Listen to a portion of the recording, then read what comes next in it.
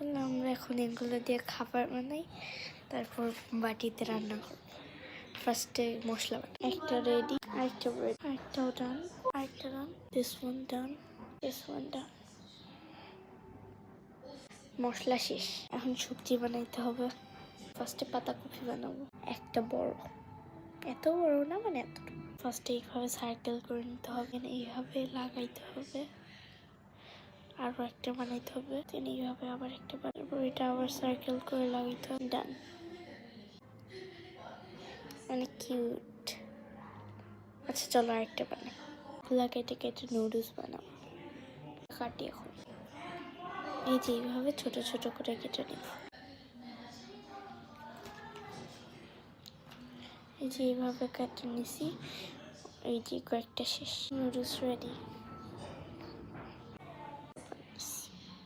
এটা আর এটা, এটা আবার ছোট, এটা ছোট। কয়েকটা জিনিস রেডি। এটা চলো আমরা এখন ওই বরবটি বানাই। বরবটি না মানে একটা বিচি টাইপের যে থাকে, ওইটা তিনটা করে যে বিচি থাকে, দুইটা রান্না রান, কয়েকটা রান। আমার মশলা বানানো শিখছি। আমার কাছে তো ডিম নাই, চলো মুরগির কাছ থেকে ডিম নিই। আর আগে চলো আমরা আগে মাছ ধরে আসি। এই যে পুকুরে কত মাছ, এই মাছগুলো নিয়ে আমরা রেখে দিই। এখানে পানি ভরছি, চলো ডিম নিয়ে, যে মুরগি ওখানে, চলো আমরা ডিম নিয়ে নিছি আমি। চলো এটা নিয়েছি, মুরগি মাংস। এই যেগুলো এখন মাংস আনছি, মানে মাংস আমি আনি, যে উনি আনছি। এই মাংসগুলো এখন কাটি কুচি করে কাটতে হবে। পুরো মাঝখানেও কেটে ফেলো, তরকারির জন্য মাঝখানে কেটে নিলাম। এটা গ্রিলের জন্য কাটবো। অলমোস্ট সব বানানো শেষ, কুচি কুচি করা।